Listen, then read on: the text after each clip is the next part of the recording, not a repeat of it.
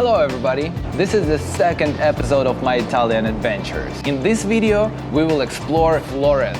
After watching this video, you will know where to go, what to do, and most importantly, where to eat in Florence. So without further ado, let me tell you the story. Our journey begins from outside of Florence, where we decided to park our car. First reason for that is that it's much cheaper than inside the city. The second reason is that the roads in Florence are so narrow that it's almost impossible to drive. The train was clean and cheap and took us to Florence just in 20 minutes. As we stepped out of the station, there she stood. A Gothic and Renaissance masterpiece, Santa Maria Novella, one of the most jaw-dropping churches in Florence.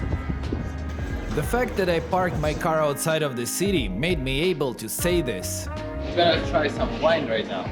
Do you see all these people gathered around the small window in the wall? This is a so-called wine window. And it's not just a tourist attraction. It's one of the first examples of social distancing in history. Thank you. Back in 16th century, during the plague pandemic, they were used by aristocrats to sell the wine that they produce directly to their customers without the risk of contagion. The history repeated itself in 2020 with the COVID-19 pandemic.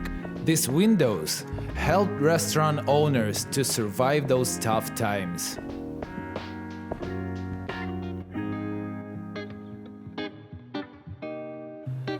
After enjoying our glasses of wine, we went to explore the city's vibe. Our traveler's intuition led us to a Ponte Veccio bridge. Ponte Vecchio means old bridge, and it's actually ancient. Back in the Roman days, it was just a bridge. But in 16th century, the Medici family transformed it into a craftsmanship hub. That's why even today the bridge is synonymous with goldsmiths and jewelers. The weather was perfect that day, so we decided to visit the legendary observation point, and this old map helped us to find the route. It's located behind Palazzo Pitti, up on the hill. The walk to the top of the hill took us like half an hour. But it was definitely worth it, because we were able to see an ancient sculptures, majestic fountains, and enjoy the sense of accomplishment when we reached the top. Not to mention the views, that will forever stay in my hard drive. So if you ever in Florence, I highly recommend to visit this spot during the sunrise or sunset. It's just beautiful. For us, it was a time to get back to city, and Andrew knew the way. After such a long walk, we needed something that can give us a boost and cool us down at the same time. Luckily, there is one spot in Florence, and it's called Vivoli. It's not your typical gelateria. Apart from gelato, they served Affogato, the drink that I fell in love with for the rest of my life. Look at it, it's a hot espresso poured inside the cup filled with the cold gelato. Oh my god, what a taste! Check the description, there is a link to this specific place. For some reason, Affogato woke our appetites. That's why we ended up trying Lampredotto. It's an Italian street food sandwich, made with the fourth stomach of the cow.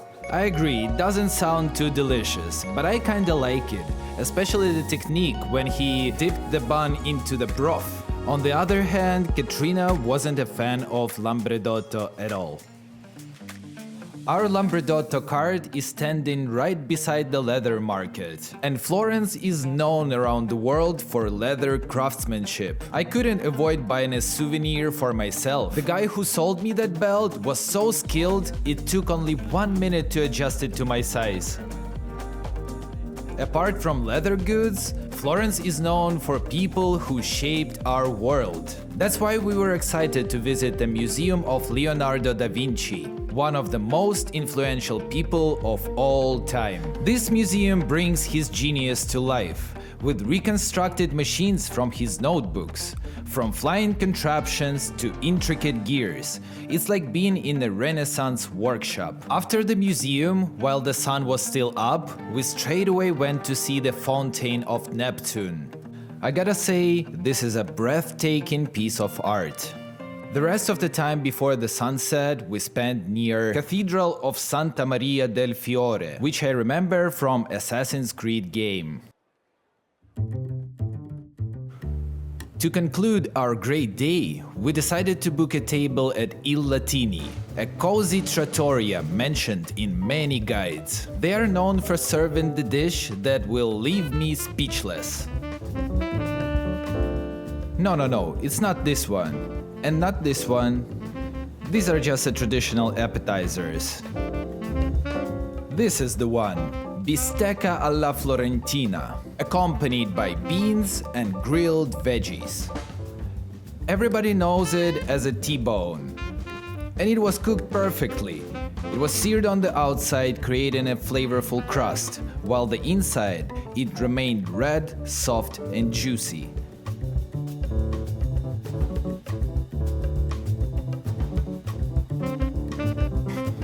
Maybe it's not your healthiest dinner, but it's definitely worth trying if you're ever in Florence. Oh my god. Thank you for watching this video. Like it if you liked it. Subscribe if you want to see the next one. But for now, ciao!